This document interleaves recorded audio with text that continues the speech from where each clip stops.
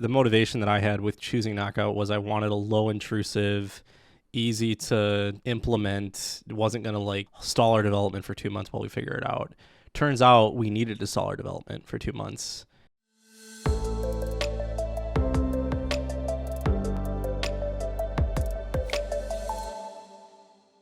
I'm thinking about when we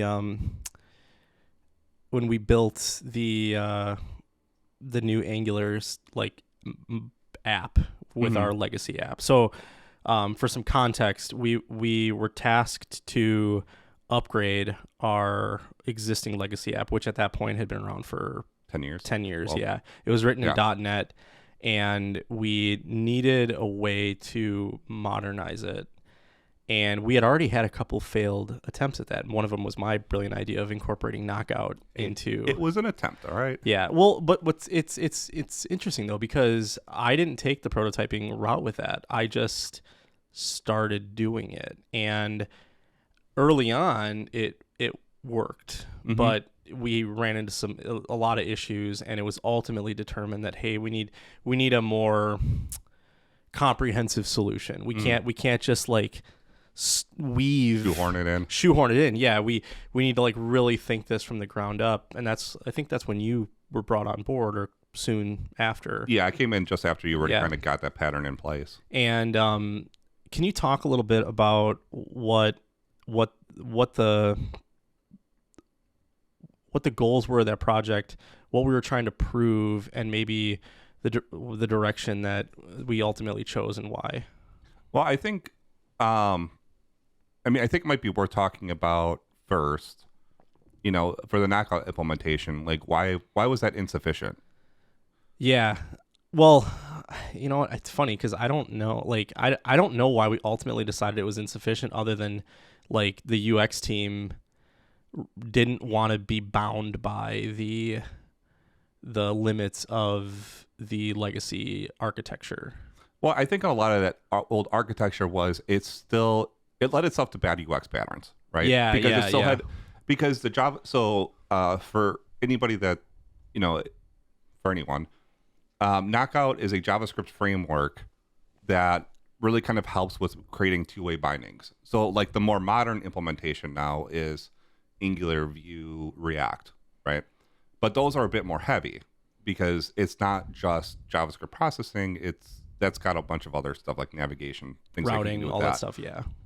Knockout, like you could kind of do that, but for the most part, it was meant to be part of an existing system. It was like it was a transition system, or framework. Two-way binding was just getting started, and Knockout was a way to do that, to rebuild forms, basically. Yeah, and it was the next way after jQuery. Yeah, remember Ajax? Remember that? When you would like find elements using jQuery, and you would do document.get element by, that was a whole thing. Yeah.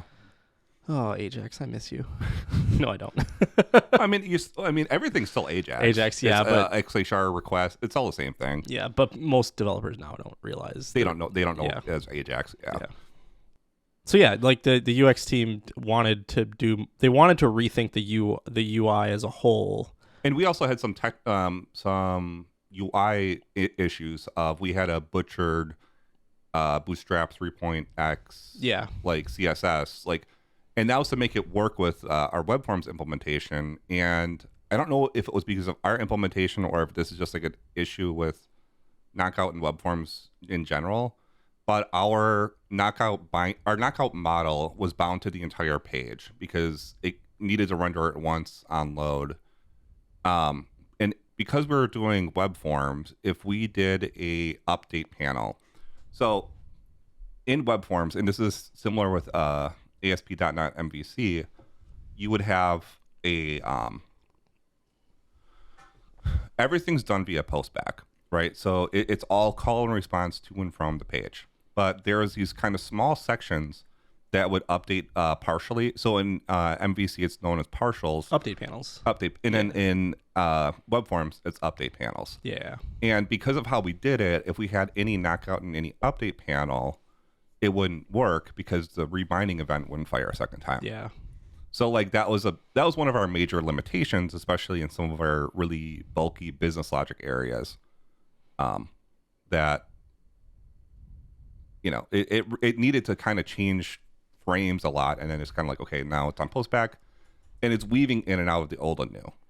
Yeah, and like the motivation that I had with choosing Knockout was I wanted a low intrusive, easy to like implement. It wasn't gonna stall our development for 2 months while we figure it out. Turns out we needed to stall our development for 2 months, and we needed to figure it out. And ultimately, I think maybe we needed that failed attempt at Knockout to really get the business to be willing to invest in, okay, we're going to do this right.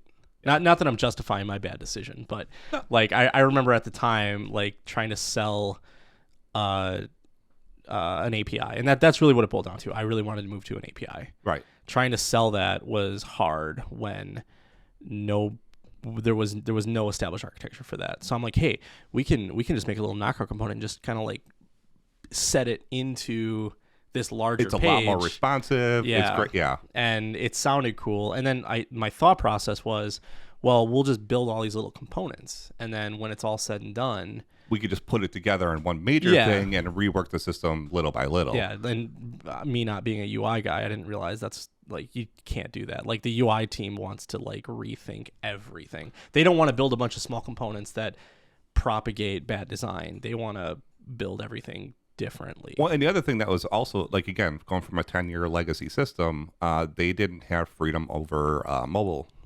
displays. Yeah. It wasn't going to be, you're right. It wasn't going to be mobile first if we did it this way. And that was a huge like goal of this, was how do we do mobile first? Right. So that's where we started. Yeah. And then but what's actually, I don't know if this was me 100% yet, but we had an opportunity with a product soon after to start building that. Which product? The e-learning one? Yeah, LMS. We did that first before we did the V7. Did we really? Yeah. Huh. Yeah, so that's why Tim was the front-end architect and I was the back-end architect. Man, I forgot that. Yeah. Huh. So back to the point of prototyping. So, so we did this Knockout implementation, right? We talked about like what was good, what was bad, and kind of, and Robert and I had a discussion of, where do we see this going technically? And we looked at the skill of our staff around us, and the answer to us was, well, let's go into Angular 2 to be precise, not Angular JS.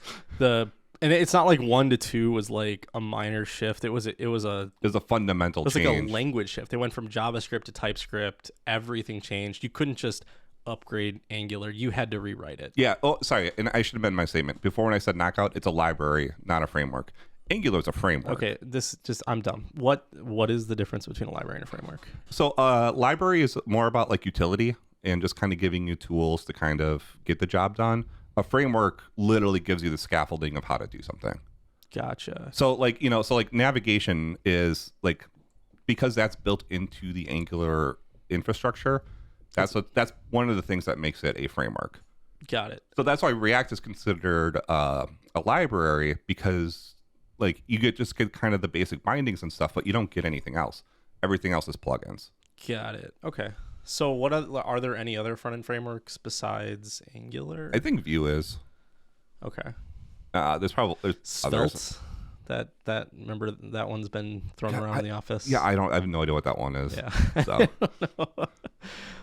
Okay, yeah. So we chose Angular because we determined we needed a framework because none of us knew what we were doing. We didn't want to just have a bunch of building blocks. We wanted to have a blueprint of how to build something. Right. And obviously using Angular, they provided, good documentation, best practices, standards. There's a standard linter. So like it's a pretty, here's to say, this is the only place I've done Angular professionally, but I would imagine going from job to job, it would be kind of roughly the same standards. Yeah, we did it at the job I worked at before this, and granted, I was the architect and our UI guy was the UI guy. But yeah, this is what we were brought into. It turns out, well, I don't know. I feel like Angular has lost the war of front end. It's still number 2. So, I mean, I don't know. Like it's I mean, if you look it up. I feel like everybody we interviewed doesn't know Angular. Well, no, right. They don't teach that anymore. Yeah. So like that was I don't want to say it was short lived. So after the whole knockout jQuery thing, I think Angular rose to prominence very fast. But that's because the competition was nil. Yeah. And then I think React and Vue came onto the spotlight pretty quick, and then React just kind of overtook it. Vue kind of was like never going to be a true competitor. React, I thought, was too late to the game, but it turns out developers don't like being told what to do. And yeah. React, like, it was more of an open sandbox, and right, and it's a lot more lightweight than Angular. So like Angular, you add a lot of cruft, a lot of baggage and weight to the deployment. Angular was slow, like for the first few iterations post 2. I remember that. Yeah, Angular 8 or 10, I think they switched their Vue engine from Vue to Ivy, and that's when they had massive performance increases. I remember that. It took forever for it to load and even like just compile transpile. Okay, so back to why we chose Angular. Framework, not a library. Our team needed those boundaries to be successful.